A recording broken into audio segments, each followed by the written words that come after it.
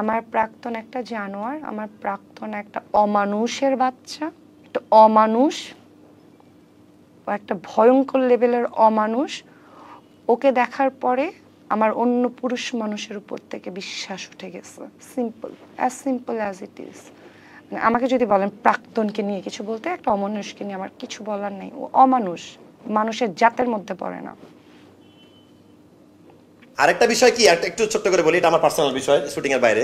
সবাই অহনার একটা interview clip কেটে দিয়ে প্রাক্তন একটা জানোয়ার, প্রাক্তন একটা জানোয়ার, প্রাক্তন একটা জানোয়ার, আমি জানোয়ারের বাচ্চা, আমার বউকেও বিয়ে করার পরে এগুলা ট্যাগ বা ইনবক্স পেতে হয়েছে।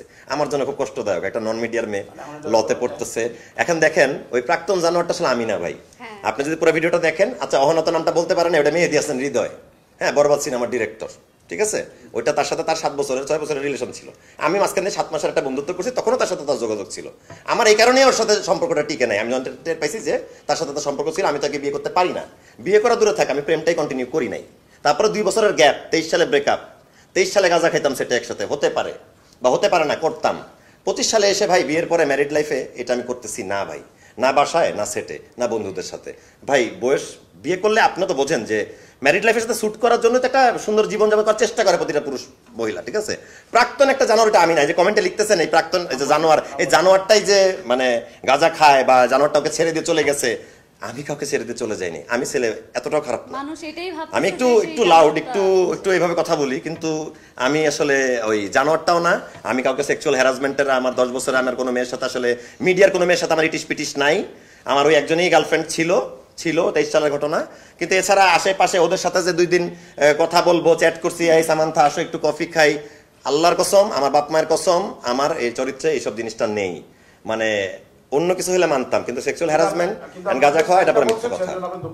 হ্যাঁ, আমি তো সেটা তো ফার্স্টে বলেই নিলাম যে আমি যে 2টা সেন্টেন্স বলছি, যে ভাই আমি যেটার ইংলিশে বলেছি সেটার বাংলা হচ্ছে, আমি তোমাকে চাইও না, আমি তোমার চেহারাও দেখতে চাই না, কিন্তু আমি শুধু কাজটাই করতে আসছি, কাজটা করে বাড়ি যেতে চাই। এখন ইংলিশটা যদিও না বুঝে, ওর পড়াশোনা করার কম থাকে, এটা আই এম সো সরি আপু, আই এম সো সরি। আমি ওই 2টা-3টা সেন্টেন্স বলার জন্য তোমার কাছে খুবই দুঃখিত। কিন্তু এই যে আমি আমার রিপ্লাইটা দিলাম, ফার্দার তুমি কি করতে চাও আমাকে জানাও। আমিও অবশ্যই, আমার ফ্যামিলি আছে, আমি আছি, আমার ফ্যামিলির সাথে ডিসকাস করবো, একটা সিকিউরিটির সাথে ডিসকাস করবো। আর আমি একটা হয়তো ক্যারেক্টার আর্টিস্ট ছিলাম, এরপরে একটু এই পর্যায়ে আসছি, হয়তো এই পর্যায়ে আরো কিছু আর্টিস্ট আছে, আমি এই পর্যায়ে আসছি। এই পর্যায়কে মানে মানহানি করে you can not go up আপু, সরি, মানে আপনি কখনো উপরে যেতে পারবেন না, বাংলায় বললাম। মানে এইভাবে মানুষের ক্ষতি করে বড় হওয়া যায় না। আর ধর্ষণ করার মতো ছেলে আমি না। আমি পার্সোনাল লাইফে দর্শকের বিরুদ্ধে এবং তাদের বিচার চাই, এটা আমি 10 বার বলছি, মন থেকেও চাই। কোনো মানুষ ইফটিস করলে বা হ্যারাস করলে আমি পার্সোনাল লাইফেও আগায় যাই, এটা আমার ব্যক্তিগত ফ্রেন্ডরা জানে।